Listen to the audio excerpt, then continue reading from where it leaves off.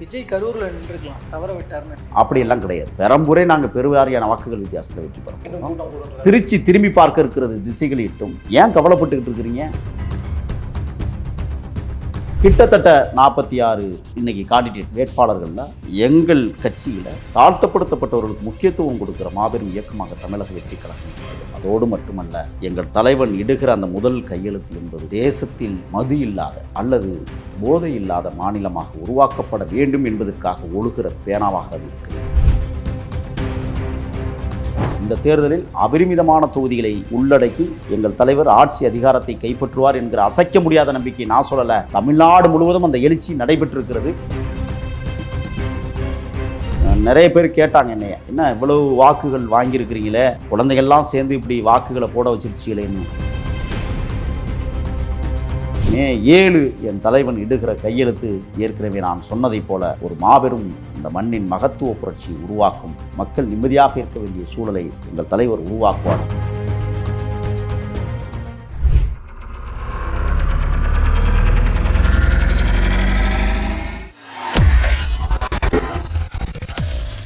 வேலை வேண்டுமா? Blue ocean இருக்கிறது. 10th 12th டிப்ளமோ டிகிரி படித்தவர்களுக்கு உணவு, தங்குமிடம், இஎஸ்ஐ, PF இன்சூரன்ஸ் உள்ளிட்ட சலுகைகளுடன் அனுபவத்திற்கேற்ற நல்ல சம்பளம் 15,000 முதல் 30,000 வரை. பெண்களுக்கு முன்னுரிமை. 2,000க்கும் மேற்பட்ட வேலை வாய்ப்புகள் உள்ளன. இப்போதே தொடர்பு கொள்ளுங்கள். Blue ocean.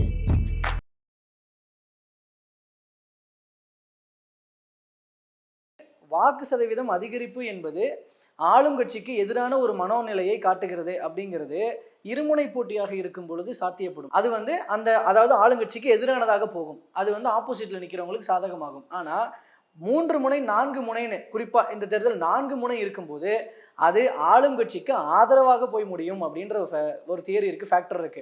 இப்ப விஜய் நீங்க தாவேக்கா நிற்பது அப்படிங்கிறது 4 முனை ஆனது அப்படிங்கிறது திமுகவுக்கு தானே ஃபேவரா போய் முடியும். நாங்க இருமுனை போட்டி என்று ஆரம்பத்திலேயே எங்க தலைவர் சொல்லியிருக்காரு. ஒன்னே ஒன்று சொல்றேன் இருங்க. தமிழ்நாட்டிலேயே அதிகமான வாக்குகள் விழுந்த மாவட்டம் கரூர். ஒத்துக்கிறீங்களா? குறைவாக வாங்கின மாவட்டம் கன்னியாகுமரி. ஏன் கரூர்ல எவ்வளவு சதவீத வாக்கு வந்தது? என்ன காரணம்? அதை பற்றி பேசுனீங்களா? போலி வாக்காளர்கள் எடுத்துட்டாங்க போல. அது இல்லை. 41 என் ரத்த உயிர்கள் துடிக்க துடிக்க கொன்ற கொலையாளிகளுக்கு எதிராக நடைபெற்ற யுத்தம். கொலையாளிகள் நீங்க இப்படி டிக்ளேர் பண்ணக்கூடாது. ஆமாம், டிக்ளேர் பண்ணுவோம். நாங்கள் மக்கள் பண்ணிட்டான். சட்ட ரீதியாகவே நீங்க இருங்க.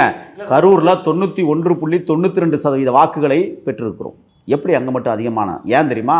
நீதியின் பயணத்தில் மக்கள் நிற்பதை இந்த வாக்கு சதவீதம் காட்டுகிறது என்று நான் ஒன்று. இப்போ கன்னியாகுமரியில் 75.46% தான் குறைவான வாக்கு தமிழ்நாட்டிலேயே அந்த மாவட்டம் தான் பெற்று. அதுக்கு காரணம் என்ன சொல்லுங்க? நீங்கள் உடனே கேட்டக்கூடாது. கன்னியாகுமரியில் ஏற்கனவே இருந்த அமைச்சர் கிரானைட்டு கொள்ளையடிச்சாரு, மலைகளை குடைஞ்சாரு, அவருக்கு எதிராக ஏன் அதிகமான வாக்குகள் விழலை அப்படிங்கிறது இல்லை. அங்கே தென் மாவட்டங்களில் பிஜேபி அதிகமாக நிறுத்தப்பட்டிருக்கு. நீங்கள் புதுக்கோட்டை மாவட்டத்தில் 3 பிஜேபி வேட்பாளர்கள், புதுக்கோட்டை, கந்தரவக்கோட்டை, அரநாய்.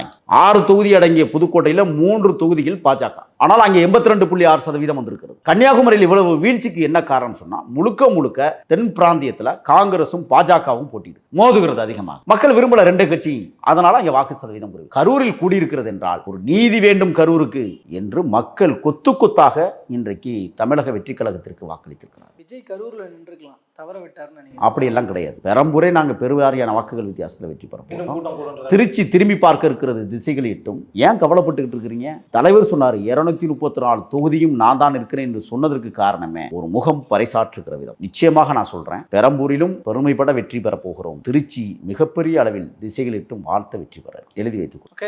அதுக்குள்ள அமைச்சரவை எல்லாம் பேசிட்டு இருக்கிறீங்க. அது ஒவ்வொருத்தனுடைய தனிப்பட்ட கருத்தாக இருக்கும். நான் சொல்லுகிறேன், எனக்கான ஆசை என்ன தெரியுமா? என் தலைவன் இடுகிற முதல் பச்சை மையின் அந்த பேனா நுனையிலிருந்து அழுது விழுகிற அந்த பச்சை மை அன்றாடங்காட்சி மக்களின் வாழ்வு தரம் உயர வேண்டும் என்பதற்காக நான் ஆணவ படுகொலைகள் இனிமேல் அறவே நடக்காது என்கிற உத்தரவாதத்தை எழுதுகிற பேனாவாக அல்லது அந்த சொட்டாக இருக்க வேண்டும் என்று நான் ஆசைப்படுகிறேன். கிழக்கையும் தெற்கையும் சேரிகள் சிதைந்து போய் கிடப்பதை ஒற்றுமையாக்குவதற்கான மையாக நான் அதை பார்க்கிறேன். இன்னும் சொல்ல போனால் அன்றாடங்காட்சி மக்களுடைய வாழ்வியல் உயர வேண்டுமானால் அந்த மக்களுக்கான போதிய அங்கீகாரமும் அதிகாரமும் வழங்க வேண்டும் என்கிற இடத்துல ஏன் நான் அதை சொல்கிறேன்னா, 38 மாவட்ட செயலாளர்கள் அன்றாடங்காட்சி மக்களில் இருந்து தேர்ந்தெடுக்கப்பட்ட இயக்கம் தமிழக வெற்றி கழகம். கிட்டத்தட்ட 46 இன்னைக்கு காண்டிடேட்ஸ் வேட்பாளர்களில் எங்கள் கட்சியில் தாழ்த்தப்படுத்தப்பட்டவர்களுக்கு முக்கியத்துவம் கொடுக்கிற மாபெரும் இயக்கமாக தமிழக வெற்றி கழகம் இருக்கிறது. அதோடு மட்டுமல்ல, எங்கள் தலைவன் இடுகிற அந்த முதல் கையெழுத்து என்பது தேசத்தில் மது இல்லாத அல்லது போதை இல்லாத மாநிலமாக உருவாக்கப்பட வேண்டும் என்பதற்காக ஒழுகிற பேனாவாக அது இருக்க வேண்டும். அதை தாண்டி இன்னும் சொல்கிறேன், மண்ணின் மைந்தர்களாக சென்னை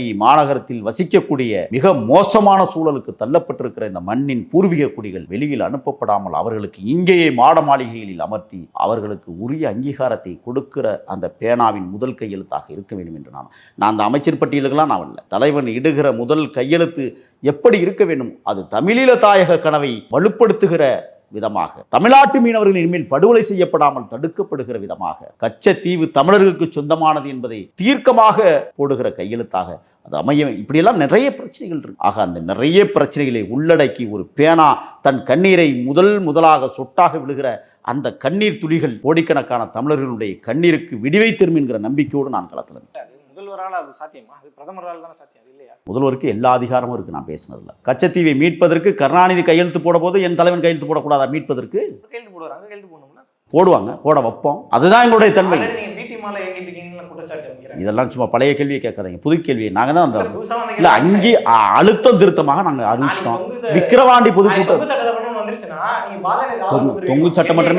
தொங்கு சட்டமன்றமே அமைய வாய்ப்பில்லை, எழுதி வச்சுக்கோங்க. அப்படியே ஒவ்வொரு கட்சியும் ஆட்சி அமைப்பதற்கு போதிய இடங்களை பெறவில்லை என்றால் மீண்டும் தமிழ்நாடு ஒரு தனி தேர்தலை சந்திக்குமே ஒழிய தொங்கு சட்டமன்றத்துக்கு வாய்ப்பே இல்லை என்பதை அழுத்தம் திருத்தமாக நான் சொல்றேன். தனி கற்பனை உலகத்தில் வாழ்ற மாதிரி இருக்கு. 3 பேரும் பங்கிட்டால் நிச்சயமாக தமிழ்நாடு இன்னொரு தேர்தலை சந்திக்க இருக்கிறது. அந்த தேர்தல் 4 முனை பேர் சீமாலாம் எங்க போட்டியில் இருக்கிறார். நீங்க வேற போய் சில்ட்ர பயில எல்லாம் போய் போட்டின்னு சொல்லிட்டு இருக்கீங்க. அப்படி பார்த்தா சசிகலா போட்டியில் இருக்கிறாங்கன்னு சொல்ல முடியுமா? ஐயா ராமதாசும் சசிகலா டீமும் மிகப்பெரிய லெவலில் வேலை செஞ்சிருக்காங்க. அவங்கள சேர்க்கல. நீங்க 5 ஏன் அண்ணன் வேல்முருகன் எல்லா இடத்துலையும் திமுக ஓட்ட பிரிக்கிறாரு. திமுகவுக்கு மிகப்பெரிய சவுக்கடி கொடுக்க போறாரு அண்ணன் வேல்முருகன். கிட்டத்தட்ட வட மாவட்டங்கள். அவரை பத்தி 6வது கூட்டணி நீங்க ஏன் பேச மறுக்கிறீங்க? புரியுதுங்களா? அது இல்ல, தீர்மானிக்கிற இடம் எது? இன்றைக்கு ஆண்டாண்டு காலமாக தமிழ்நாட்டில் 2 கட்சி என்ற போட்டி இருந்தது. இன்றைக்கு மும்முனை போட்டியை உருவாக்கிய தலைவன் என் தலைவன். அதுல முதலிடத்தில் இருக்கிற தலைவனும் எங்க தலைவன். என்ன இப்படி போய் புரியாத்தனமா கேள்வி கேட்டுக்கிட்டு இல்ல, வந்ததிலிருந்தே நம்ம எப்படி கற்பனை உலகத்துல வாழ்ந்துட்டு இருக்க மாதிரி இருக்கு. நீங்க பேசறதெல்லாம் கேட்கும்போது அதெல்லாம் கிடையாது, கற்பனை எல்லாம் கிடையாது. தொங்கு சட்டசபை அமையும் அப்படின்ற இடத்துல இப்போ விஜய் மட்டும் இல்ல, இப்ப விஜயே வந்து தொங்கு சட்டசபை அமைஞ்சா என்டிஏக்குள்ள போயிருவாருன்னு ஒரு பாயிண்ட் இருக்கு. சரி, நீங்க போகல, நீங்க சொல்ற அந்த 5வது முனையும் 6வது முனையும் யாரு கூடயும் சேர மாட்டாங்கன்னு உங்களால உத்தரவாதம் கொடுத்துட முடியாது. அவங்க வெற்றி பெற போவாங்க, வாக்குகளை பிரிப்பார்கள். 1008 வழிகள் இருக்கு. சீமானை போல வாக்குகளை பிரிப்பதற்கு தான் சாத்தியம். பொது தேர்தல் வரும்னு சொல்றது நடைமுறைக்கு சாத்தியம். புது தேர்தல் வரலாம், தொங்கு சட்டமன்றம் அமைய வாய்ப்பே இல்லை, எழுதி வச்சுக்கோங்க. புது தேர்தலை வேணா தமிழ்நாடு சந்திக்குமே ஒழிய தொங்கு சட்டசபைக்கெல்லாம் வேலையில். ஆனால் அது எல்லாமே அது ஒரு புறம் இருந்தாலும் இந்த தேர்தலில் அபரிமிதமான தொகுதிகளை உள்ளடக்கி எங்கள் தலைவர் ஆட்சி அதிகாரத்தை கைப்பற்றுவார் என்கிற அசைக்க முடியாத நம்பிக்கை நான் சொல்லலை. தமிழ்நாடு முழுவதும் அந்த எழுச்சி நடைபெற்றிருக்கிறது. தமிழ்நாடு முழுவதும் அதை எதிர்பார்த்து காத்திருக்கிறார்கள். இன்னும் சொல்ல போனால் நிறைய பேர் கேட்டாங்க என்னைய, என்ன இவ்வளவு வாக்குகள் வாங்கியிருக்கிறீங்களே, குழந்தைகள்லாம் சேர்ந்து இப்படி வாக்குகளை போட வச்சிருச்சீங்களேன்னு இன்னொரு கேள்வி வச்சாங்க. ஒருவேளை விஜய் தோத்துட்டா பிள்ளைங்கள்லாம் பாதிக்கப்படுமே? இல்லை.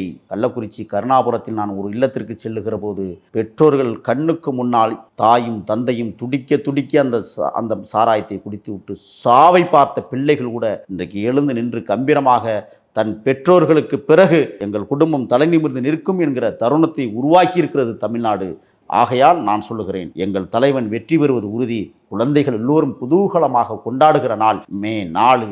அதை எழுதி தருகிற தீர்ப்பை இந்த மக்கள் வழங்கி இருக்கிறார்கள். இது குழந்தைகளுக்கான வெற்றி விழா, எங்கள் வீட்டு பிள்ளைகளுக்கான வெற்றி விழா. இன்னும் சொல்ல போனால் வாக்கு கேட்டதே எங்கள் குழந்தைகள் தான். அதனால தான் சொல்றேன், எங்க தலைவர் சொல்றார், நண்பா நம்பீஸ்ன்னு மட்டும் சொல்லல, எங்களுடைய குழந்தை செல்வங்களை போற்றுகிற ஒரு மாபெரும் மகத்தான மக்கள் சக்தி தலைவராக விஜய் திகழ்கிறார். மே 4 மே 7 என் தலைவன் இடுகிற கையெழுத்து ஏற்கனவே நான் சொன்னதை போல ஒரு மாபெரும் இந்த மண்ணின் மகத்துவ புரட்சியை உருவாக்கும். மக்கள் நிம்மதியாக இருக்க வேண்டிய சூழலை எங்கள் தலைவர் உருவாக்குவார். பெருத்த நம்பிக்கையோடு. இல்லை என்றால் எங்கள் தலைவரை கேள்வி கேட்க வேண்டிய இடத்தில் மட்டுமல்ல, கேள்விக்கு மேல் கேள்வி கேட்கக்கூடிய இடத்திலும் நாங்கள் இருப்போம் என்பதில் எந்த கருத்து முரண்பாடுகளும் இல்லை. எங்கள் தலைவர் எங்கள் பேச்சை தெளிவாக கேட்பார். எங்கள் தலைவர் எங்களுடைய பேச்சு எங்களுடைய கருத்தை உள்வாங்குகிறார். அந்த நம்பிக்கையில் நாங்கள் சொல்கிறோம், தமிழ்நாடு ஒரு தன்னலமற்ற நாடாக மாறுவது மே 7. பொறுத்திருங்கள். ஓகே, நான்